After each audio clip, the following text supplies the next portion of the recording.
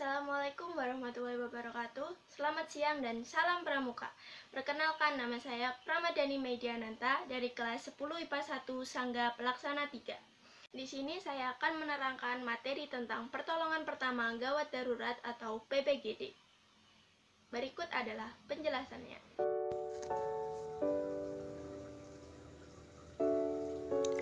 1. Pengertian PPGD. Pertolongan pertama pada gawat darurat PPGD adalah serangkaian usaha-usaha pertama yang dapat dilakukan pada kondisi gawat darurat dalam rangka menyelamatkan pasien dari kematian. Penolong pertama adalah masyarakat awam yang sudah dibekali pengetahuan, teori, dan praktek bagaimana merespon dan melakukan pertolongan pertama di lokasi kejadian. Kita tidak dapat selalu mengandalkan layanan ambulan atau paramedik segera tiba di lokasi kejadian karena alat dan waktu kita terbatas. 2. Tujuan PPGD. Tujuan pertolongan pertama adalah 1. Menyelamatkan nyawa korban. 2. Meringankan penderitaan korban. 3. Mencegah cedera atau penyakit menjadi lebih parah. 4. Mempertahankan daya tahan korban. 5. Mencarikan pertolongan yang lebih lanjut. Skill dalam PPGD. Skill dalam pertolongan pertama adalah 1. Membebaskan jalan nafas atau head, third, dan chest life. 2. RJPO atau resusitasi jantung, paru, dan otak. 3. Memindahkan dan menyelamatkan korban. 4. Pembuatan mitela. 5. Pembuatan bidet. 6. Teknik hentakan perut dan dada pada orang tersedak. 4. Sistematika PPGD. Sistematika pertolongan pertama adalah 1. Jangan panik. 2. Jauhkan atau hindarkan korban dari kecelakaan berikutnya. 3. Perhatikan pernafasan dan denyut jantung korban. 4. Pendarahan. 5. Perhatikan tanda-tanda syok. 6. Jangan memindahkan korban secara terburu-buru. 7. Segera transportasikan korban ke sentral pengobatan. 5. Prinsip PPGD. Prinsip utama PPGD adalah menyelamatkan pasien dari kematian pada kondisi gawat darurat. Kemudian filosofi dalam PPGD adalah time saving is life saving, dalam artian bahwa seluruh tindakan yang dilakukan pada saat kondisi gawat darurat haruslah benar-benar efektif dan efisien, karena pada kondisi tersebut pasien dapat kehilangan nyawa dalam hitungan menit saja, atau henti nafas 2-3 menit dapat mengakibatkan kematian. 6. Langkah-langkah dasar dalam PPGD. Langkah-langkah dasar dalam PPGD dikenal dengan singkatan ABCD atau Airway, Breathing, Circulation, Disability. Keempat poin-poin tersebut adalah poin-poin yang harus sangat diperhatikan dalam penanggulangan pasien dalam kondisi gawat darurat.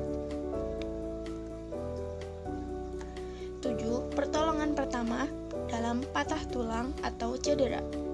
Patah tulang umumnya disebut dengan fraktur dan digolongkan menjadi dua macam, yaitu fraktur tertutup dan fraktur terbuka. Pada fraktur tertutup, tulang yang patah tidak sampai keluar melewati kulit. Sedangkan pada fraktur terbuka, sebagian atau keseluruhan tulang yang patah terlihat menembus kulit. Kasus ini dapat berbahaya karena korban kemungkinan akan kehilangan banyak darah dan rawan infeksi.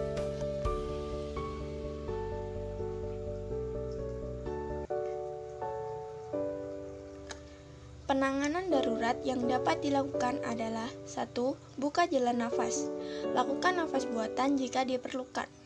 2. Hentikan pendarahan apabila terjadi patah tulang terbuka. Gunting pakaian korban sebelum melakukan pertolongan.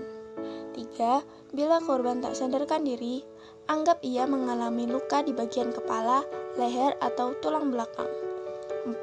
Jangan mencoba untuk mengembalikan tulang yang terlihat keluar. 5. Jangan membersihkan luka atau menyisipkan sesuatu pada tulang yang luka meskipun tujuannya untuk menolong. 6. Tutup luka secara perlahan dengan kain steril atau perban untuk menghentikan pendarahan. 7. Tutup luka secara keseluruhan, termasuk tulang yang menonjol keluar. 8. Hubungi paramedis atau ambulans. Jangan mengangkat korban yang terluka di bagian kepala, leher, atau tulang belakang tanpa memakai tandu. Jaga kepala tetap lurus dengan badan. 9. Bila pertolongan medis belum datang, sementara korban harus dibawa ke rumah sakit, gunakan splint di atas dan di bawah luka sebelum korban dipindah. 10. Jangan memberi minuman atau makanan pada korban. 8. Pertolongan pertama pada pendarahan. Ada dua tipe pendarahan, yaitu pendarahan yang berasal dari pembuluh darah vena dan pendarahan yang berasal dari pembuluh darah arteri. Pendarahan pada pembuluh darah vena berwarna agak gelap dan mengalir secara spontan. Sedangkan pendarahan dalam pembuluh darah arteri warnanya lebih terang dan alirannya memancar dari tubuh yang luka. Pendarahan pada arteri dapat menyebabkan kondisi kritis sebab darah yang terpompa keluar dengan kecepatan melebihi rata-rata. Akibatnya, korban akan banyak kehilangan darah. Cara menghentikan pendarahan. 1. Angkat bagian tubuh yang terluka. 2. Tekan bagian yang terluka dengan kain bersih. Jika tidak ada, gunakan tangan Anda. 3. Tetap tekan bagian tubuh yang terluka sampai pendarahan terhenti. 4. Jika pendarahan tidak bisa diatasi dengan menekan bagian tubuh yang terluka dan korban telah kehilangan banyak darah, maka dianjurkan untuk 5. Tetap menekan dengan kuat bagian tubuh yang terluka. 6. Mengangkat bagian tubuh yang terluka setinggi-tingginya. 7. Mengikat bagian lengan atau kaki yang dekat dengan luka sedekat-dekatnya. Ikat di antara bagian yang terluka dengan badan korban. Kencangkan ikatan sampai pendarahan terhenti. 9. Pembuatan debat atau mitela. Buat mitela segitiga dengan melipat kain segi 4 diagonal, atau lakukan improvisasi dengan selembar baju. Mintalah penderita untuk menumpang lengan yang cedera sementara Anda menyelipkan mitela di bawah lengan. Lipat kain sekitar lengan dan tarik ujungnya ke atas bahu. Ikatkan simpul di samping leher penderita. Rapikan kelebihan kain di sekitar siku dengan peniti. Untuk beberapa cedera, guna mengurangi gerakan, ikatkan mitela ke badan penderita dengan sepotong kain dengan simpul kain ditempatkan ke sisi yang tidak cedera.